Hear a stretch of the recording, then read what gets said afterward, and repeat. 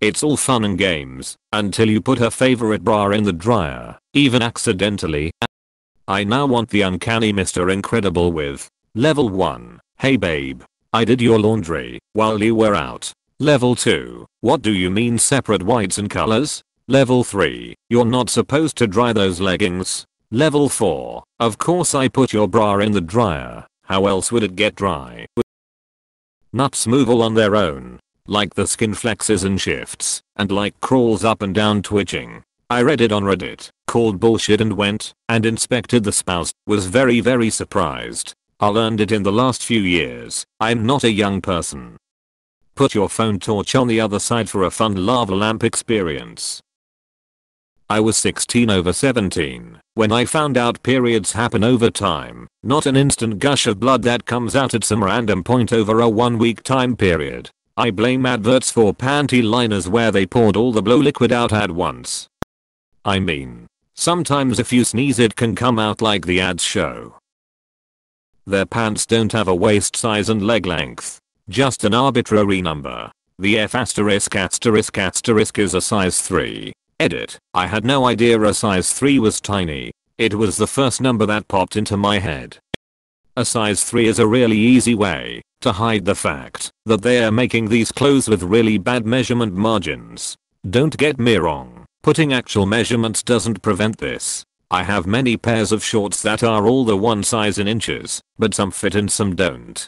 But still, it's one thing for me to say is this, or is this not 40 inches, and another thing for me to say size 3. What does that mean? I suppose it's a size 3. As a dude I grew my hair really long and the amount of hair I had to pull out but while showering was shocking. Crazy that so many long-haired ladies had been pulling hair out their butts most their lives.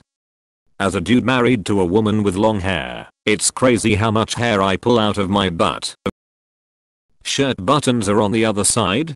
But, why? Edit. Wow, crazy response to this post. It's amazing how we all go about life with something so different, and not really even noticed.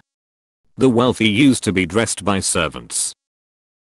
I learned on Reddit that they don't stick those pad things to themselves, they stick it to their underwear. I guess it's obvious in hindsight. DIY Brazilian. It was decades ago, but until I lived with a woman I had no clue how expensive bras were. I honestly thought they were like underpants, maybe $10 for a 3-pack. Mine run $65 each. That nothing stands the test of time in a relationship more than kindness. It can't be faked long term. It's literally the most important quality in a mate. OMG upvote this. It's the hardest thing to do, especially when you are 25 years in with 2 kids. But let the small s*** go, and just be kind. Find one selfless thing you can do say every day, to make your partner feel special, no matter how shitty you feel yourself. It comes back at you in multiples.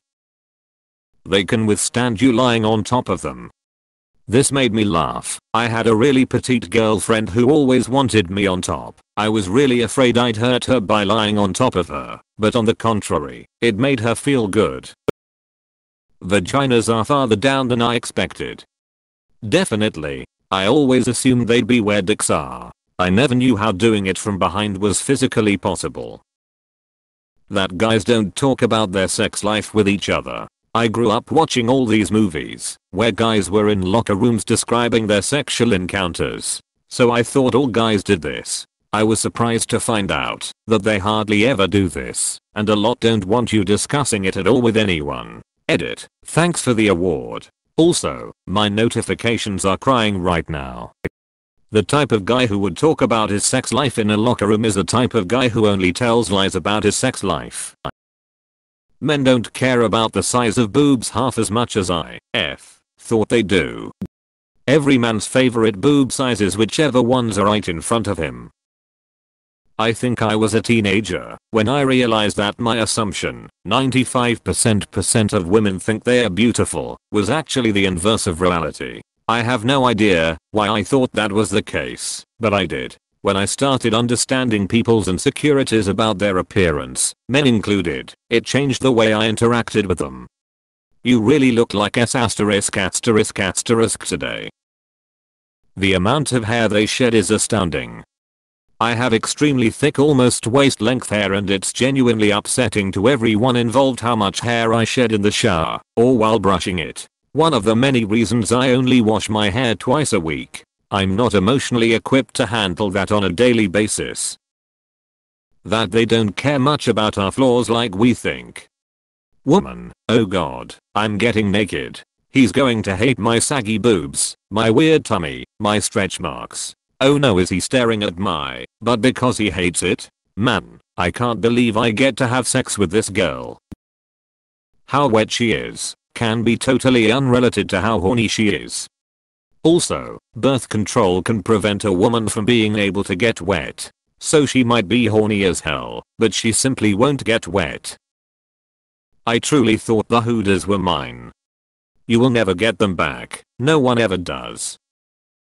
Long-winded, bear with me. When I lived with male roommates and would clean the bathroom, yeah, everything was always covered in a thin sheer of beard hair, which, like, whatever, price of admission of living with men. But the dust and hair around the base of the toilet was always immune to a broom, so I would have to get down and scrub, which again, NBD, you should be scrubbing your bathroom anyways. But then I moved in with my girlfriend, and just my girlfriend. I took my first bath, and my cat walked near the base of the toilet, and I was like, buddy, no, I haven't mopped down there yet. And I looked, and it was a little dusty, but it didn't have that sticky gross dust. And I realized, it's piss splatter. The dust is sticky and caked to the floor because of piss splatter. I felt so stupid for not realizing until that moment, and also so grossed out for every time I personally scrubbed my roommate's piss off the floor. Edit, I'm a girl. It wasn't my piss.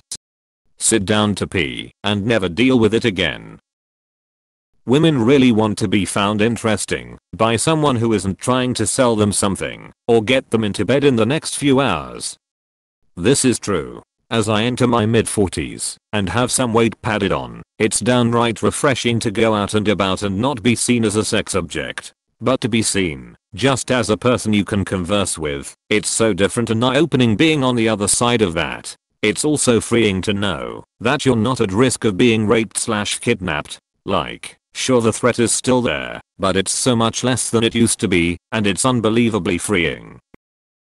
Men really do sit there and think about the most random things. You think they are mad at you, but they are seriously just contemplating what would happen if oxygen just suddenly disappeared for a brief moment. I thought I was the only one with that what if scenario. That men and women have hairy *** and butthole. Was taking a shower with my BF the other day, started shaving there. He said, "Why are you shaving your butt?" I said, "Why do you think?" He told me he never knew women grew hair. Their hair's 27. They may get fascinated by a piece of cheese. I mean, that statement wasn't entirely untrue. Took me a couple years of marriage to realize, but for women, crossing 2 to 3 things off their to-do list equals foreplay. I believe the term is choreplay.